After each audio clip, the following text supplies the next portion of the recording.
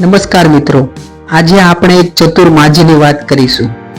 એક ગામમાં એક ઘરડા માજી એકલા રહેતા હતા। એમને સંતાનમાં એકમાત્ર દીકરી હતી જે પરણેલી હતી અને પાસેના ગામમાં રહેતી હતી। એક દિવસ માજીએ એની દીકરીને મળવા જવાનું નક્કી કર્યું। એ ગામમાં જવા માટે એક જંગલમાંથી પસાર થવું પડતું હતું। માજી જંગલમાંથી જઈ રહ્યા હતા ત્યારે એને એક સિંહ રસ્તામાં મળ્યો અને માજીને કહેવા લાગ્યો કે એ ઘણો જ ભૂખ્યો છે એટલે એ તેને ખાઈ જશે। માજી ઘણા ચતુર હતા।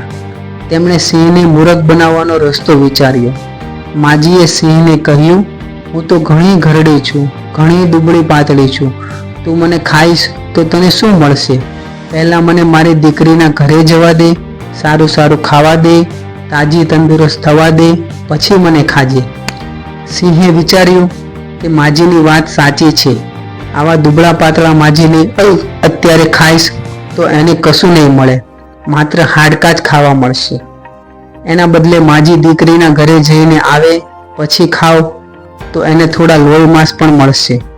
આમ વિચારીને સિંહે માજીને જવા દીધા। રસ્તામાં માજીને વાઘ અને રીંછ પણ મળ્યા। એમણે આ જ યુક્તિ વાપરીને બંનેને મૂર્ખ બનાવ્યા। દીકરીના ઘરે થોડા દિવસ રહ્યા પછી માજીએ પોતાના ઘરે પાછા ફરવાનું વિચાર્યું। માજી જાણતા હતા કે એમને સિંહ, વાઘ અને રીંછ મળશે અને મારી નાખશે। એમણે એક યુક્તિ વાપરીને મોટી ગોળ કોઠી બનાવી। માજી કોઠીમાં બેસી ગયા અને કોઠીને અંદરથી ગબડાવતા ગબડાવતા જવા લાગ્યા। જંગલમાં સિંહે આ ગબડતી કોઠી જોઈ। સિંહે કોઠીને પૂછ્યું, તે પેલા માજીને જોયા છે જે એની દીકરીના ગામ ગયા છે? ચતુર માજીએ અવાજ બદલીને કોઠીની અંદરથી જવાબ આપ્યો, કઈ માજી, કયું ગામ? ચાલ કોઠી, આપણે આપણા ગામ। આમ કહીને એમણે કોઠીને અંદરથી ધક્કો મારીને ગબડાવવા માંડી। સિંહ આવી પોતાની મેળે જ ગબડતી કોઠી જોઈને ગભરાઈ ગયો અને રસ્તામાંથી ખસી ગયો। આવી જ રીતે વાઘ અને રીંછ પણ ગભરાઈને ભાગી ગયા અને ચતુર માજી સહી સલામત પોતાના ઘરે પહોંચી ગયા।